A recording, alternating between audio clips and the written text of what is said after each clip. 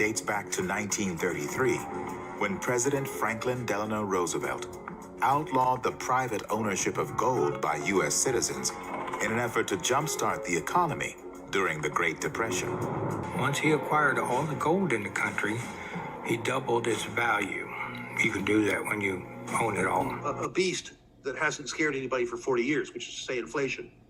And so I do believe that there are political pressures around a Fed pivot. It's important to look at history. In 1975, you won't recall, as Fergus certainly won't, he probably wasn't born then, but we had come off 4 very good years in the gold market, where the gold price went from $35 an ounce to $200.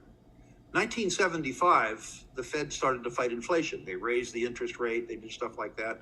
The gold price fell from $200 to $100 in 9 ugly months. And then the Fed lost its nerve. And when the Fed lost its nerve, when the Fed blinked, gold went on a romp from $100 to $850.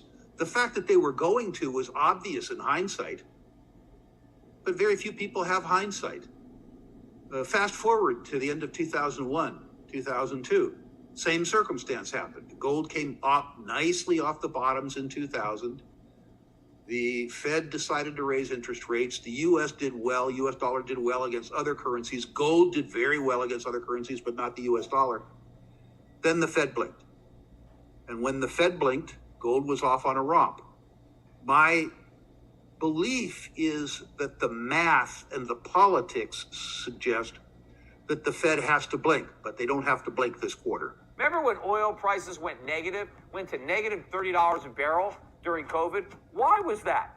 Well, because the people who bought the contracts were being forced to take delivery. The people who sold the oil, right, they didn't want the oil. So they said, I'm going to deliver it. I got no place for it. And so then the people who own the contracts are being told, yeah, we're going to deliver all this oil to you. Where do you want it?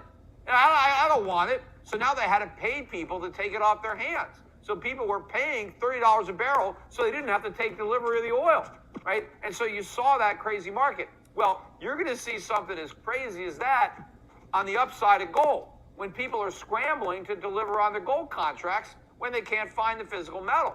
So that's all coming.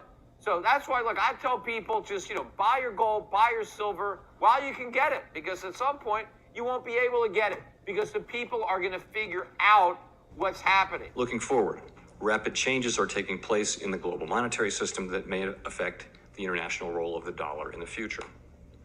Most major economies already have or are in the process of developing instant 24/7 payments.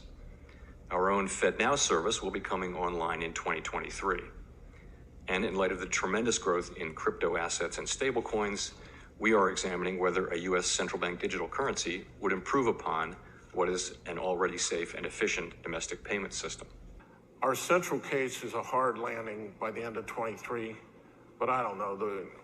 I've been wrong on a lot of things. I could be wrong on this, but since I do it for a living, that's our forecast, which is a recession in 23.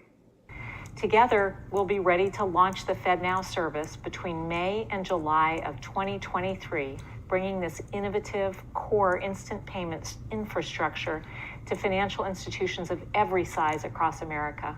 Let me close by just again thanking our early adopters. The input you've provided has been instrumental for our team as they've designed and built this service, and the time and energy you've committed to this effort is critical for a successful launch. I want to call on additional banks and core service providers to join your commitment to prepare for adoption of the FedNow service.